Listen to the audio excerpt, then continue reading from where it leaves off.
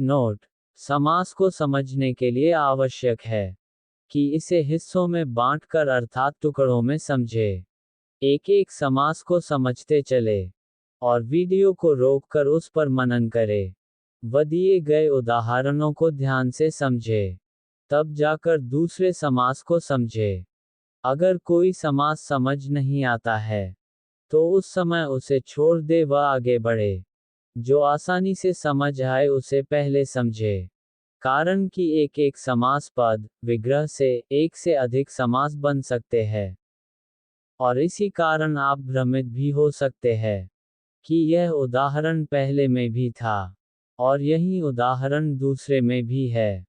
पर जब आप उसे ध्यान से सुनेंगे या पढ़ेंगे और उन्हें नोट करेंगे तो पाएंगे उनके अर्थ अलग निकलते हैं।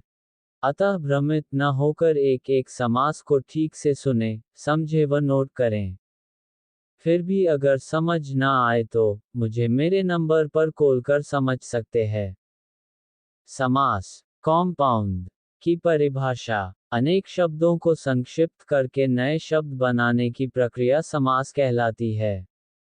दूसरे अर्थ में कम से कम शब्दों में अधिक से अधिक अर्थ प्रकट करना समास कहलाता है। अथवा दो या अधिक शब्दों पदों का परस्पर संबंध बताने वाले शब्दों अथवा प्रत्ययों का लोप होने पर उन दो या अधिक शब्दों से जो एक स्वतंत्र शब्द बनता है, उस शब्द को सामासिक शब्द कहते हैं। और उन दो या अधिक शब्दों का जो संयोग होता है, वह समास कहलाता है। उपरोक्त परिभाषा से समझ आता है कि समास में कम से कम दो पदों का योग होता है। वे दो या अधिक पद एक पद हो जाते हैं। एक पदीभव समासः: समास में समस्त होने वाले पदों का विभक्ति प्रत्यय लुप्त हो जाता है। समस्त पदों के बीच संधि की स्थिति होने पर संधि अवश्य होती है। ये नियम संस्कृत तत्सम में अत्यावश्यक है। समास की प्रक्रिया से बनने वाले शब्द को समस्त पद कहते हैं। जैसे देशभक्ति, मुरलीधर, राम लक्ष्मण, चौराहा, महात्मा तथा रसोईघर आदि। समस्त पद का विग्रह करके उसे पुनः पहले वाली स्थिति में लाने की प्रक्रिया को समास विग्रह कहते हैं। जैसे देश के लिए भक्ति, मुरली को धारण किया है जिसने। राम और लक्ष्मण, चार राहों का समूह। महान है जो आत्मा, रसोई के लिए घर आदि। समस्त पद में मुख्यतः दो पद होते हैं, पूर्व पद तथा उत्तर पद। पहले वाले पद को पूर्व पद कहा जाता है तथा बाद वाले पद को उत्तर पद। जैसे पूजा घर समस्त पद, पूजा पूर्व पद, घर उत्तर पद। पूजा के लिए घर समास विग्रह। राजपुत्र समस्त पद, राजा पूर्व पद, पुत्र उत्तर पद। राजा का पुत्र समास विग्रह। समास के भेद: समास के मुख्य 7 भेद है। 1. तत्पुरुष समास, डिटर्मिनेटिव कॉम्पाउंड। 2. कर्मधारय समास, एपोजिशनल कॉम्पाउंड। 3. द्विगु समास, न्यूमरल कॉम्पाउंड। 4. बहुव्रीहि समास, एट्रीब्यूटिव कॉम्पाउंड। 5. द्वंद्व समास, कॉप्युलेटिव कॉम्पाउंड। 6. अव्ययी भाव समास, एडवर्बियल कॉम्पाउंड। 7. नया समास। अब हम बात करेंगे पहले 1. तत्पुरुष समास की, जिस समास में बाद का अथवा उत्तर पद प्रधान होता है तथा दोनों पदों के बीच का कारक चिन्ह लुप्त हो जाता है, उसे तत्पुरुष समास कहते हैं। जैसे तुलसीकृत इक्वल्स तुलसी से कृत, शराहत इक्वल्स शर से आहत, राह खर्च इक्वल्स राह के लिए खर्च, राजा का कुमार इक्वल्स राजकुमार। पहचान: तत्पुरुष समास में अंतिम पद प्रधान होता है। इस समास में साधारणतः प्रथम पद विशेषण और द्वितीय पद विशेष्य होता है। द्वितीय पद अर्थात बाद वाले पद के विशेष्य होने के कारण इस समास में उसकी प्रधानता रहती है। तत्पुरुष समास के भेद: तत्पुरुष समास के 6 भेद होते हैं। क कर्म तत्पुरुष, ख करण तत्पुरुष, ग संप्रदान तत्पुरुष, घ अपादान तत्पुरुष, अगत संबंध तत्पुरुष, च अधिकरण तत्पुरुष। क कर्म तत्पुरुष अर्थात द्वितीया तत्पुरुष। इसमें कर्म कारक की विभक्ति को का लोप हो जाता है। जैसे समस्त पद विग्रह, स्वर्ग प्राप्त इक्वल्स स्वर्ग को प्राप्त, कष्टापत्र इक्वल्स कष्ट को आपत्र प्राप्त, आशातीत इक्वल्स आशा को अतीत, ग्रहागत इक्वल्स ग्रह को आगत, सिरतोड़ इक्वल्स सिर को तोड़ने वाला, चिड़ीमार इक्वल्स चिड़ियों को मारने वाला, गगनचुंबी इक्वल्स गगन को चूमने वाला, यश प्राप्त इक्वल्स यश को प्राप्त, ग्रामगत इक्वल्स ग्राम को गया हुआ, रथ चालक इक्वल्स रथ को चलाने वाला, जेब अख्तरा इक्वल्स जेब को कतरने वाला। ख करण तत्पुरुष अर्थात तृतीया तत्पुरुष। इसमें करण कारक की विभक्ति से और के द्वारा का लोप हो जाता है। जैसे समस्त पद विग्रह, वाग्युद्ध इक्वल्स वाक से युद्ध, आचार कुशल इक्वल्स आचार से कुशल, तुलसीकृत इक्वल्स तुलसी से कृत, कपड़ छना इक्वल्स कपड़े से छना हुआ, मुहमांगा इक्वल्स मुंह से मांगा, रसभरा इक्वल्स रस से भरा, करुणागत इक्वल्स करुणा से पूर्ण, भयाकुल इक्वल्स भय से आकुल, रेखांकित इक्वल्स रेखा से अंकित, शोकग्रस्त इक्वल्स शोक से ग्रस्त, मदांध इक्वल्स मद से अंधा, मनचाहा इक्वल्स मन से चाहा, सुरचित इक्वल्स सूर द्वारा रचित। ग संप्रदान तत्पुरुष अर्थात चतुर्थी तत्पुरुष। इसमें संप्रदान कारक की विभक्ति के लिए लुप्त हो जाती है।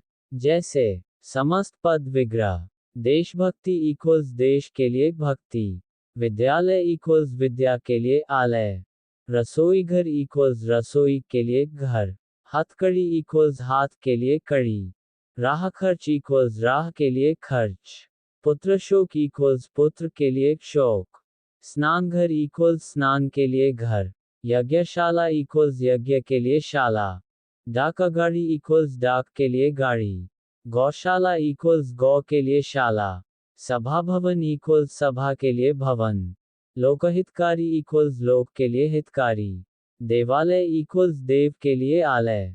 घ अपादान तत्पुरुष अर्थात पंचमी तत्पुरुष। इसमें अपादान कारक की विभक्ति से जिसमें अलग होने का भाव लुप्त हो जाता है। जैसे समस्त पद विग्रह, दुरागत इक्वल्स दूर से आगत, जन्मांध इक्वल्स जन्म से अंध, रणविमुख इक्वल्स रण से विमुख, देश निकाला इक्वल्स देश से निकाला, कामचोर इक्वल्स काम से जी चुराने वाला, नेत्रहीन इक्वल्स नेत्र से हीन, धनहीन इक्वल्स धन से हीन, पाप मुक्त इक्वल्स पाप से मुक्त, जलहीन इक्वल्स जल से हीन। अगत संबंध तत्पुरुष अर्थात षष्ठी तत्पुरुष। इसमें संबंध कारक की विभक्ति का के की लुप्त हो जाते हैं।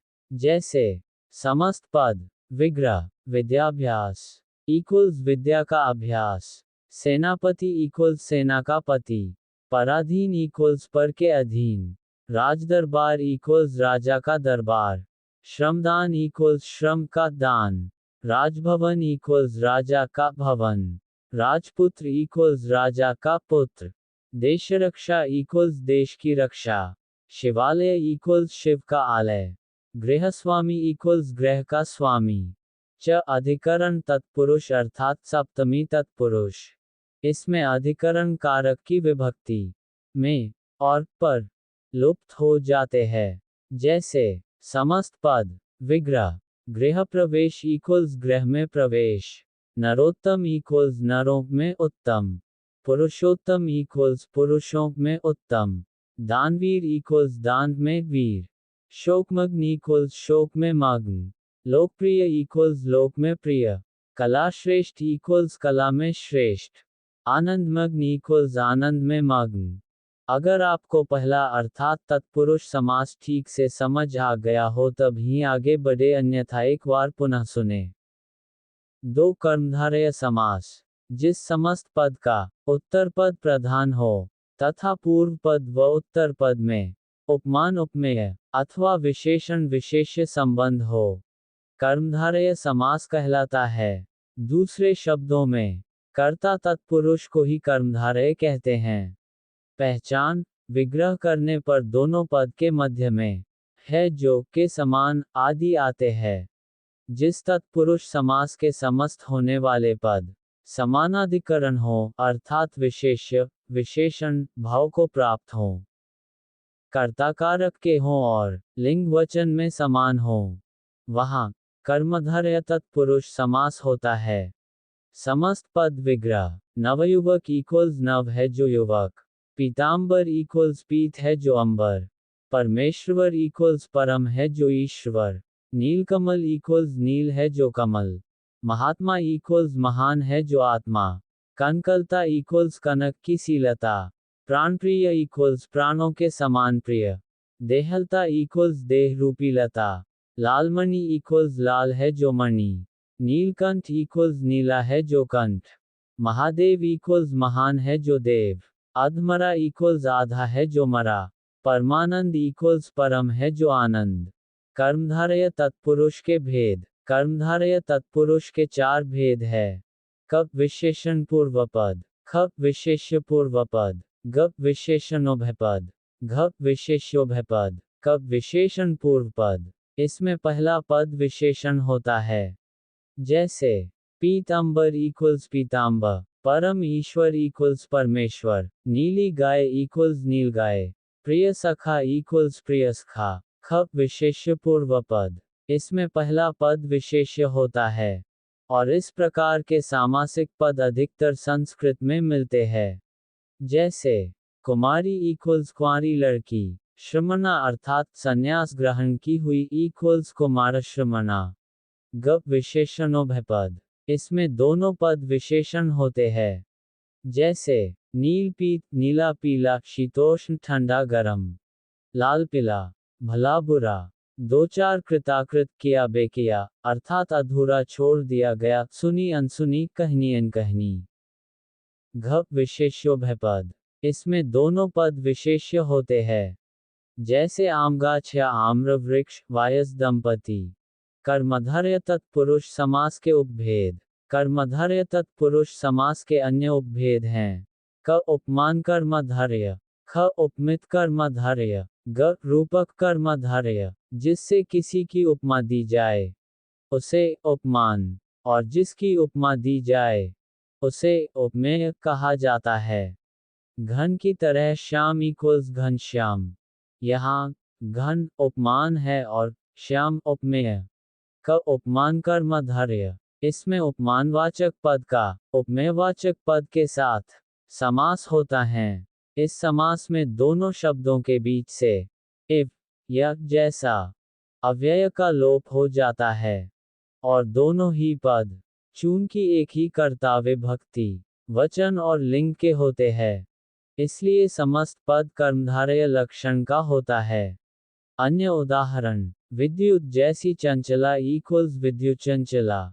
ख उपमित कर्मधारय, यह उपमान कर्मधारय का उल्टा होता है, अर्थात इसमें उपमेय पहला पद होता है और उपमान दूसरा। जैसे अधर पल्लव के समान इक्वल्स अधर पल्लव, नरसिंह के समान इक्वल्स नरसिंह।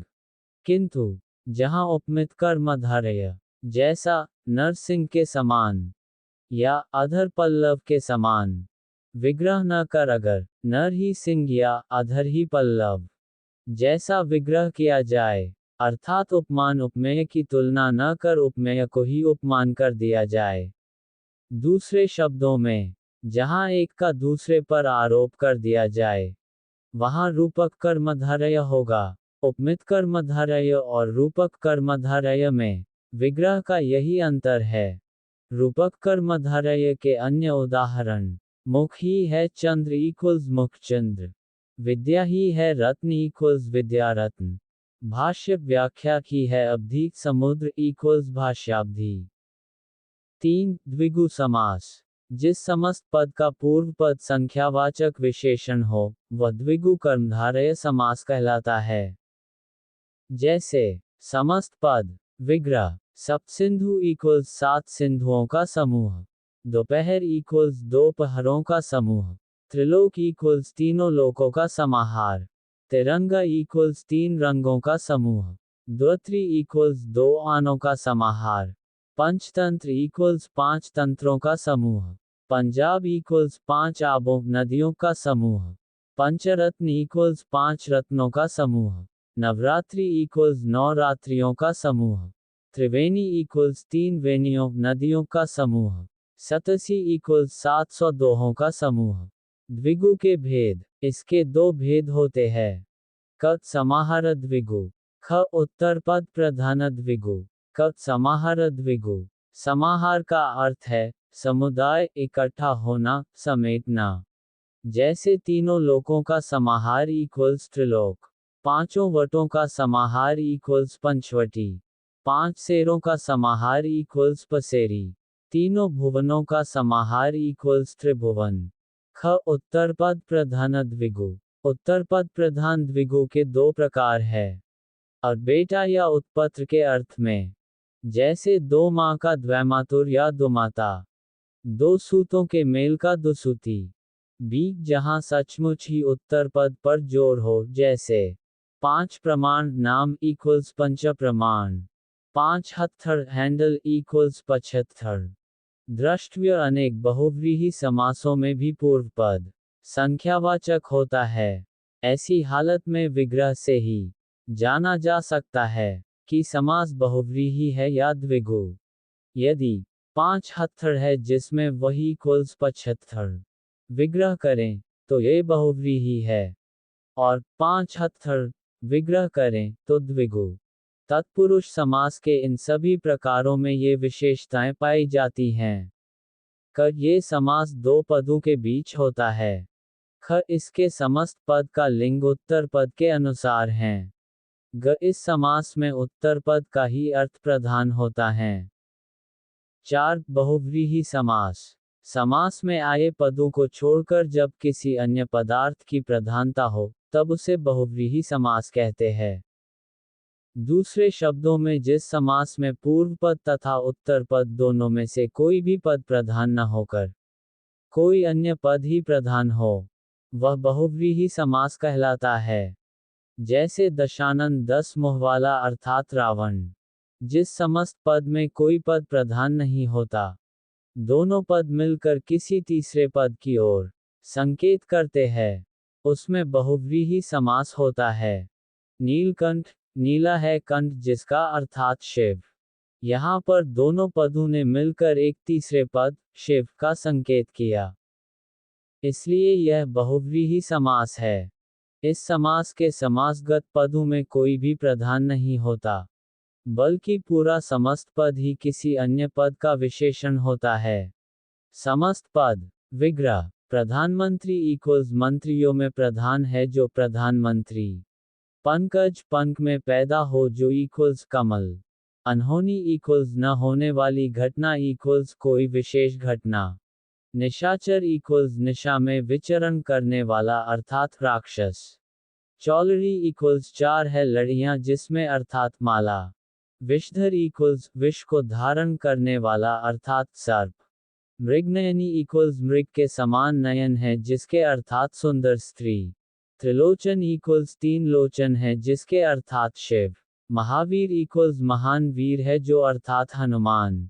सत्यप्रिय इक्वल्स सत्यप्रिय है जिसे अर्थात विशेष व्यक्ति। तत्पुरुष और बहुव्रीहि में अंतर। तत्पुरुष और बहुव्रीहि में ये भेद है कि तत्पुरुष में प्रथम पद द्वितीय पद का विशेषण होता है, जबकि बहुव्रीहि में प्रथम और द्वितीय दोनों पद मिलकर अपने से अलग किसी तीसरे के विशेषण होते हैं। जैसे पीतांबर इक्वल्स पीतांबर पीला कपड़ा कर्मधारय तत्पुरुष है तो पीत है अंबर जिसका वह पीतांबर विष्णु बहुव्रीहि। इस प्रकार यह विग्रह के अंतर से ही समझा जा सकता है कि कौन तत्पुरुष है और कौन बहुव्रीहि। विग्रह के अंतर होने से समास का और उसके साथ ही अर्थ का भी अंतर हो जाता है। पीतांबर का तत्पुरुष में विग्रह करने पर पीला कपड़ा और बहुव्रीहि में विग्रह करने पर विष्णु अर्थ होता है। बहुव्रीहि समास के भेद। बहुव्रीहि समास के 4 भेद है। अत समानाधिकरण बहुव्रीहि। ब व्यधिकरण बहुव्रीहि, स तुल्ययोग बहुव्रीहि, द व्यतिहार बहुव्रीहि, अ समानाधिकरण बहुव्रीहि। इसमें सभी पद प्रथमा अर्थात कर्ता कारक की विभक्ति के होते हैं, किंतु समस्त पद द्वारा जो अन्योक्त होता है वह कर्म, करण, संप्रदान, अपादान, संबंध, अधिकरण आदि विभक्ति रूपों में भी उक्त हो सकता है। जैसे प्राप्त है उदक जिसको इक्वल्स प्राप्तोदक कर्म में उक्त। जीती गई इंद्रियां है जिसके द्वारा इक्वल्स जितेंद्रिय करण में उक्त। दत्त है भोजन जिसके लिए इक्वल्स दत्त भोजन संप्रदान में उक्त। निर्गत है धन जिससे इक्वल्स निर्धन अपादान में उक्त।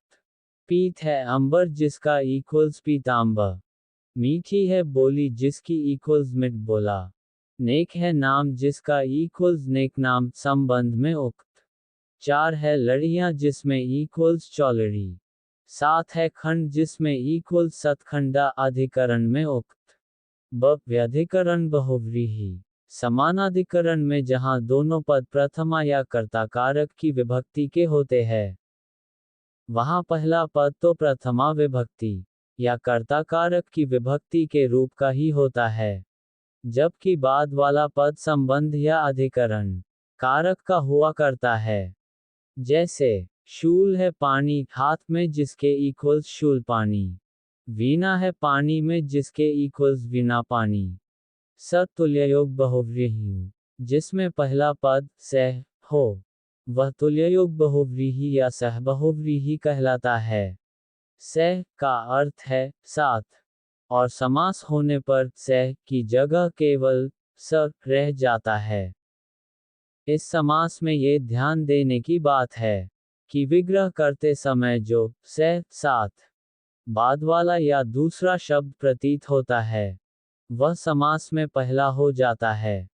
जैसे जो बल के साथ है वही कुल सबल, जो देह के साथ है वह सदेह, जो परिवार के साथ है वह सपरिवार, जो चेत होश के साथ है वही कुल सचेत। द व्यतिहार बहुव्रीहि, जिससे घात प्रतिघात सूचित हो उसे व्यतिहार बहुव्रीहि कहा जाता है।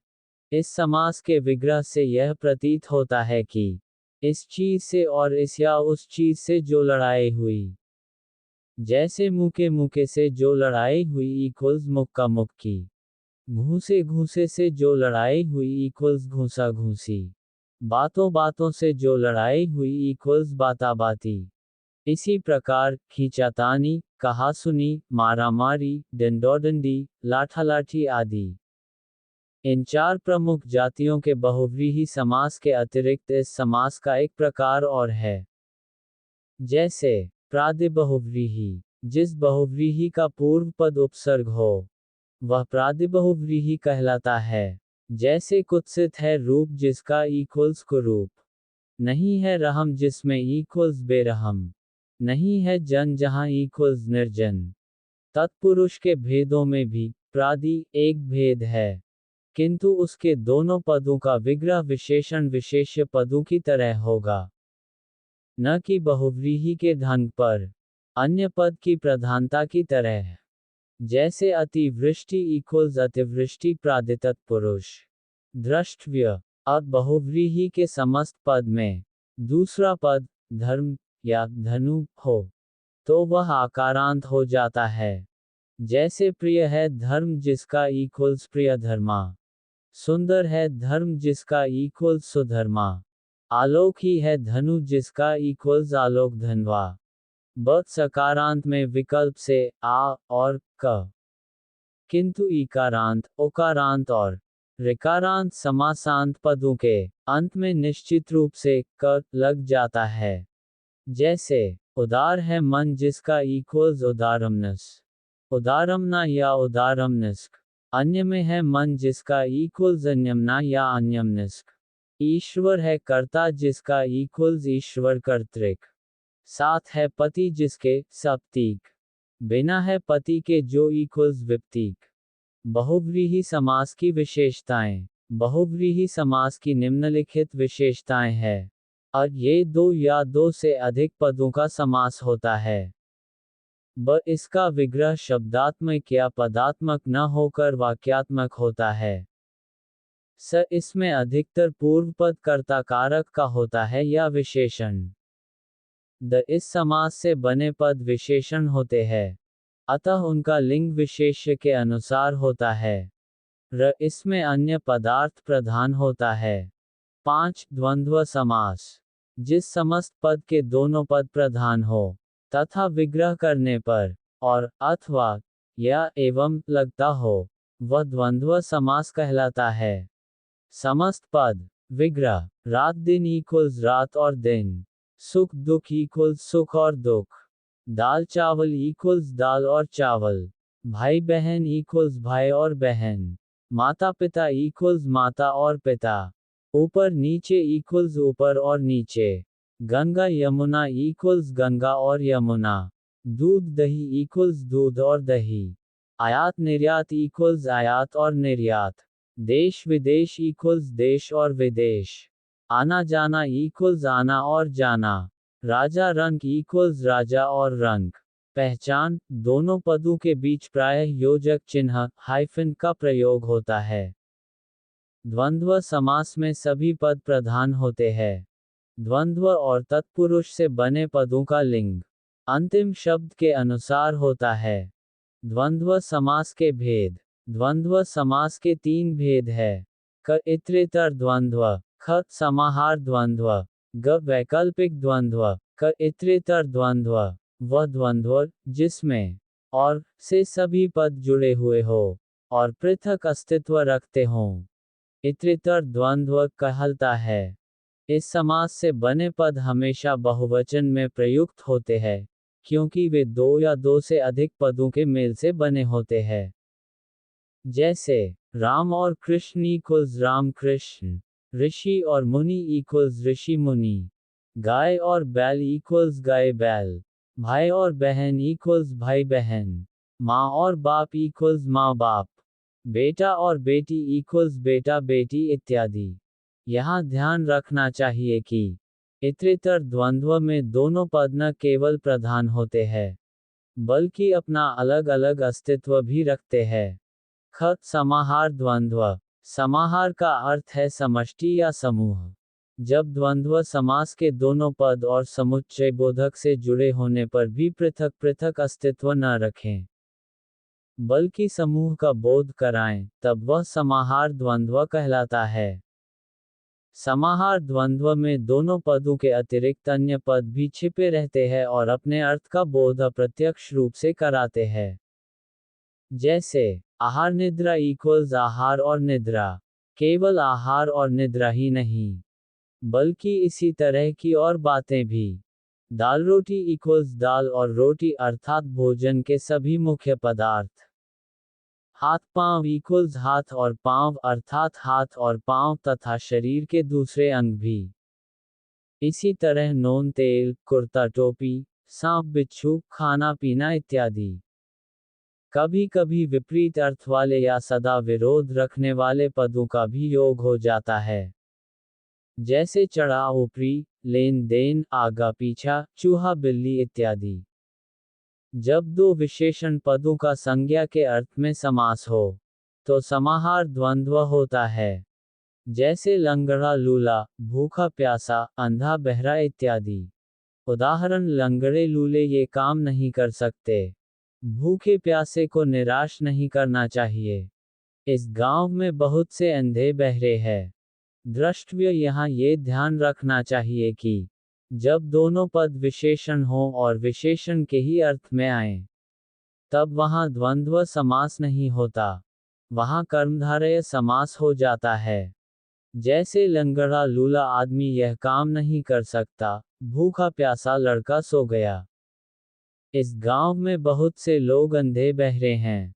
इन प्रयोगों में लंगड़ा लूला, भूखा प्यासा और अंधा बहरा द्वंद्व समास नहीं है। ग वैकल्पिक द्वंद्व। जिस द्वंद्व समास में 2 पदों के बीच या अथवा आदि विकल्पसूचक अव्यय छिपे हों, उसे वैकल्पिक द्वंद्व कहते हैं। इस समास में बहुधा 2 विपरीतार्थक शब्दों का योग रहता है। जैसे पाप पुण्य, धर्माधर्म, भला बुरा, थोड़ा बहुत इत्यादि। यहाँ पाप पुण्य का अर्थ पाप और पुण्य भी प्रसंगानुसार हो सकता है। 6. अव्ययीभाव समास। अव्ययीभाव का लक्षण है जिसमें पूर्व पद की प्रधानता हो और सामासिक या समास पद अव्यय हो जाए, उसे अव्ययीभाव समास कहते हैं। सरल शब्दों में जिस समास का पहला पद पूर्व पद अव्यय तथा प्रधान हो, उसे अव्ययीभाव समास कहते हैं। इस समास में समूचा पद क्रिया विशेषण अव्यय हो जाता है। इसमें पहला पद उपसर्ग आदि जाति का अव्यय होता है और वही प्रधान होता है, जैसे प्रतिदिन, यथासंभव, यथाशक्ति, बेकाम, भरसक इत्यादि। पहचान, पहला पद अनु, आ, प्रति, भर, यथा, यावत, हर आदि होता है। अव्ययीभाव वाले पदों का विग्रह। ऐसे समस्त पदों को तोड़ने में, अर्थात उनका विग्रह करने में, हिंदी में बड़ी कठिनाई होती है। विशेषतः संस्कृत के समस्त पदों का विग्रह करने में, हिंदी में जिन समस्त पदों में द्विरुक्ति मात्र होती है, वहां विग्रह करने में केवल दोनों पदों को अलग कर दिया जाता है, जैसे प्रतिदिन दिन दिन, यथाविधि विधि के अनुसार, यथाक्रम क्रम के अनुसार, यथाशक्ति शक्ति के अनुसार, बेखटके बिना खटके के, बेखबर बिना खबर के, रातों रात रात ही रात में, कानों कान ही कान में, भूखमरा भूख से मरा हुआ, आजन्म जन्म से लेकर, पूर्व पद अव्यय जोड़ उत्तर पद इक्वल्स समस्त पद। विग्रह, प्रति जोड़ दिन इक्वल्स प्रतिदिन, प्रत्येक दिन, आज जोड़ जन्म इक्वल्स आजन्म, जन्म से लेकर, यथा जोड़ संभव इक्वल्स यथा संभव, जैसा संभव हो, अनु जोड़ रूप इक्वल्स अनुरूप, रूप के योग्य, भर जोड़ पेट इक्वल्स भरपेट पेट भर के, हाथ जोड़ हाथ इक्वल्स हाथों हाथ, हाथ ही हाथ में। 7. नत्र समास। इसमें नहीं का बोध होता है, जैसे अनपढ़, अनजान, अज्ञान। समस्त पद। विग्रह, अनाचार इक्वल्स न आचार, अनदेखा इक्वल्स न देखा हुआ, अन्याय इक्वल्स न न्याय, अनभिज्ञ इक्वल्स न अभिज्ञ, नालायक इक्वल्स नहीं लायक, अचल इक्वल्स न चल, नास्तिक इक्वल्स न आस्तिक, अनुचित इक्वल्स न उचित। समास संबंधी कुछ विशेष बातें।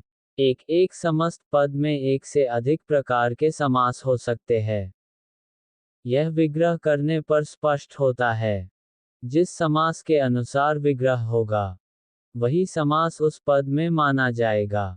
जैसे, अपीताम्ब पीत है जो अंबर कर्मधारय, पीत है अंबर जिसका बहुव्रीहि, निडर बिना डर का अव्ययी भाव, नहीं है डर जिसे प्रादि का नया बहुव्रीहि, सत स्वरूप सुंदर है जो रूप कर्मधारय, सुंदर है रूप जिसका बहुव्रीहि, द चंद्रमुख चंद्र के समान मुख कर्मधारय, यह बुद्धिबल बुद्धि ही है बल कर्मधारय। 2 समासों का विग्रह करते समय ये ध्यान रखना चाहिए कि यथासंभव समास में आए पदों के अनुसार ही विग्रह हो। जैसे पीताम्बर का विग्रह पीत है जो अंबर, अथवा पीत है अंबर जिसका, ऐसा होना चाहिए। बहुधा संस्कृत के समासों, विशेषकर अव्ययी भाव बहुव्रीहि और उपद समासों का विग्रह हिंदी के अनुसार करने में कठिनाई होती है।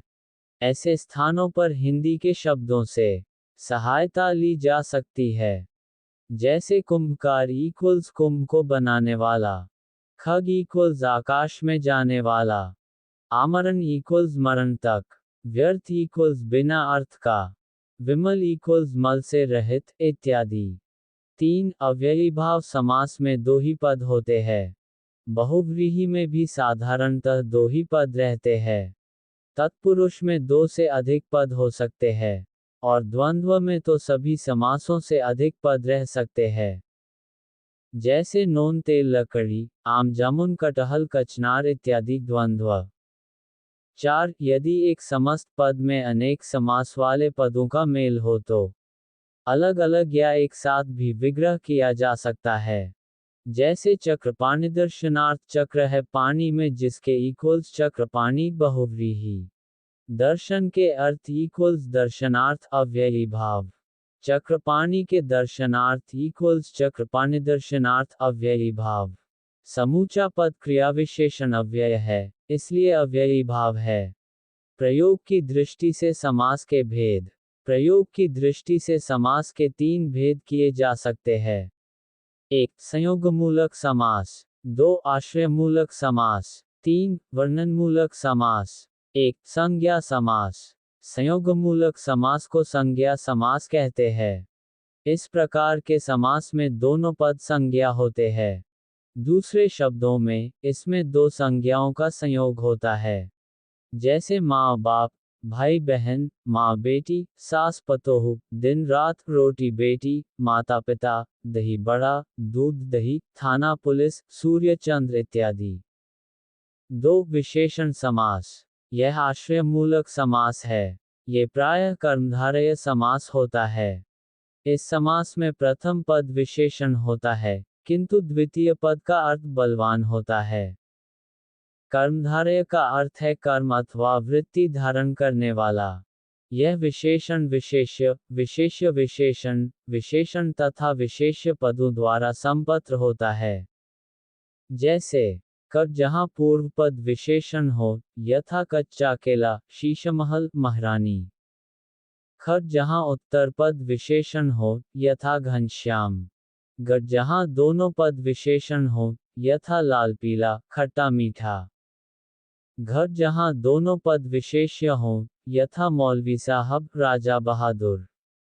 3. अव्यय समास। वर्णमूलक समास के अंतर्गत बहुव्रीहि और अव्ययी भाव समास का निर्माण होता है। इस समास अव्ययी भाव में प्रथम पद साधारणतः अव्यय होता है और दूसरा पद संज्ञा, जैसे यथाशक्ति, यथासाध्य, प्रतिमास, यथासंभव, घड़ी घड़ी, प्रत्येक, भरपेट, यथाशीघ्र इत्यादि। संधि और समास में अंतर। संधि और समास का अंतर इस प्रकार है। क समास में 2 पदों का योग होता है, किंतु संधि में 2 वर्णों का। ख समास में पदों के प्रत्यय समाप्त कर दिए जाते हैं। संधि के लिए 2 वर्णों के मेल और विकार की गुंजाइश रहती है, जबकि समास को इस मेल या विकार से कोई मतलब नहीं। ग संधि के तोड़ने को विच्छेद कहते हैं, जबकि समास का विग्रह होता है। जैसे पीतांबर में 2 पद है, पीत और अंबर। संधि विच्छेद होगा पीत जोड़ अंबर, जबकि समास विग्रह होगा पीत है जो अंबर या पीत है जिसका अंबर इक्वल्स पीतांबर। यहाँ ध्यान देने की बात है कि हिंदी में संधि केवल तत्सम पदों में होती है, जबकि समास संस्कृत तत्सम, हिंदी, उर्दू हर प्रकार के पदों में। यही कारण है कि हिंदी पदों के समास में संधि आवश्यक नहीं है। संधि में वर्णों के योग से वर्ण परिवर्तन भी होता है, जबकि समास में ऐसा नहीं होता। कर्मधारय और बहुव्रीहि समास में अंतर। इन दोनों समासों में अंतर समझने के लिए इनके विग्रह पर ध्यान देना चाहिए। कर्मधारय समास में एक पद विशेषण या उपमान होता है और दूसरा पद विशेष या उपमेय होता है। जैसे नील गगन में नील विशेषण है तथा गगन विशेष्य है। इसी तरह चरण कमल में चरण उपमेय है और कमल उपमान है। अतः ये दोनों उदाहरण कर्मधारय समास के हैं।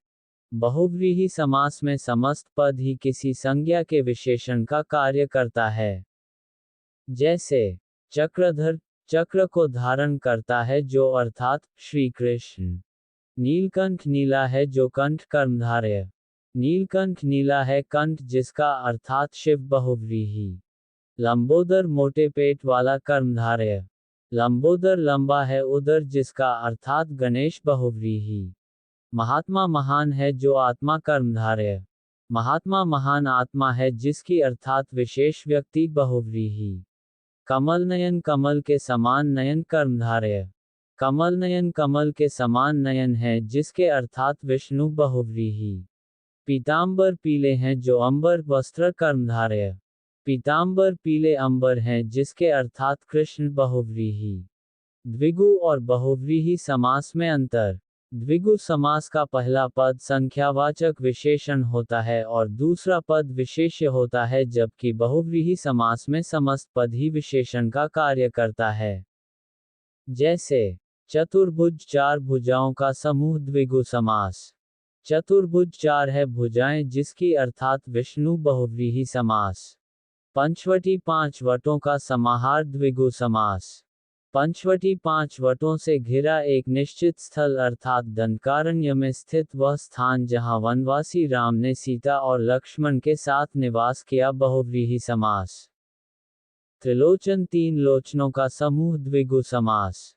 त्रिलोचन तीन लोचन है जिसके अर्थात शिव बहुव्रीहि समास। दशानन दस आननों का समूह द्विगु समास। दशानन दस आनन है जिसके अर्थात रावण बहुव्रीहि समास। द्विगु और कर्मधारय में अंतर। अद्विगु का पहला पद हमेशा संख्यावाचक विशेषण होता है जो दूसरे पद की गिनती बताता है, जबकि कर्मधारय का एक पद विशेषण होने पर भी संख्यावाचक कभी नहीं होता है। बद्विगु का पहला पद ही विशेषण बनकर प्रयोग में आता है, जबकि कर्मधारय में कोई भी पद दूसरे पद का विशेषण हो सकता है। जैसे नवरत्न नौ रत्नों का समूह द्विगु समास। चतुर्वर्ण चार वर्णों का समूह द्विगु समास। पुरुषोत्तम पुरुषों में जो है उत्तम कर्मधारय समास। रक्तोत्पल रक्त है जो उत्पल कर्मधारय समास। सामासिक पदों की सूची। तत्पुरुष समास कर्म तत्पुरुष। पद विग्रह गगनचुंबी, गगन को चूमने वाला। चिड़ीमार, चिड़ियों को मारने वाला। कटखोदवा, काठ को खोदने वाला। मुंह तोड़, मुंह को तोड़ने वाला। अनुभवजन्य, अनुभव से जन्य। उद्योगपति, उद्योग का पति मालिक। घुड़दौड़, घोड़ों की दौड़। देशाटन, देश में अटन भ्रमण। देशवासी, देश का वासी। अछूतों आधार, अछूतों का उद्धार। ऋषिकन्या, ऋषि की कन्या।